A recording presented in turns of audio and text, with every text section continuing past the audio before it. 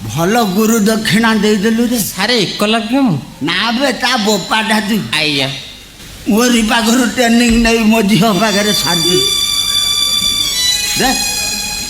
ତା ପାଦ ଧୂଳି ଯା ନା ଆପଣ ଗୁରୁଜନ ଲୋକ ପାଦ ଧୂଳି ମୋ ଏରିଆରେ ନେଇ ଚିନ୍ତି ଦେବି ଭାଇ ନା ଗୋଟେ ଅସୁବିଧା ତୋ ଭଳିଆ 10-15 ଯୋଗ୍ୟ ଶିଷ୍ୟ ମୋର ଜନ୍ମ ହେଇଛି। ଆଜ୍ଞା କେଉଁ କାଇଦାରେ କ'ଣ କରିଦେଲୁ ମୋରି ଭାଡ଼ିରୁ କୁକୁଡ଼ା ଚୋରି କରି ମାରି ଶେଷରେ ମତେ ପର ଧରେଇଦେଲୁ।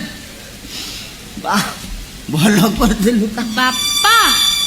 ହଁ କେତେ ଖୁସି ତମ ଝିଅ ହେଇଗଲା ଦେଖ। ହଁ ବା କମ ବଡ଼ କାମ କରୁଛି ସେ ସେ କ'ଣ ଖୁସି ହଉଛି ଆଉ ତା ମା ସ୍ୱର୍ଗରେ ଥାଇକି ବି ଖିଲିଖିଲି ବସୁଛି।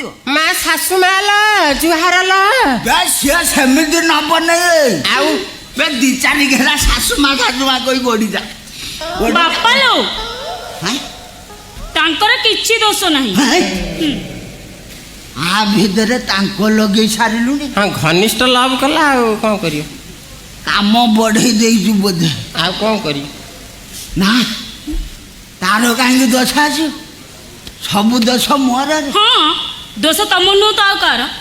ଧାନ ଆସି ପାଚିଲାଣି ପାତୁ କିଆରି ମାଲିକ ଧାନ କାଟି ତା ଖୋଳାକୁ ନଉନି। ମୁଁ କାଟିବି ନାହିଁ। ଧାନ ଆସି ପାଟି ମଟରେ ମିଶିବାକୁ ଗଲାଣି ସେ ଚିନ୍ତା କଣ କିଆରି ମାଲିକ ମୁଣ୍ଡରେ ଅଛି।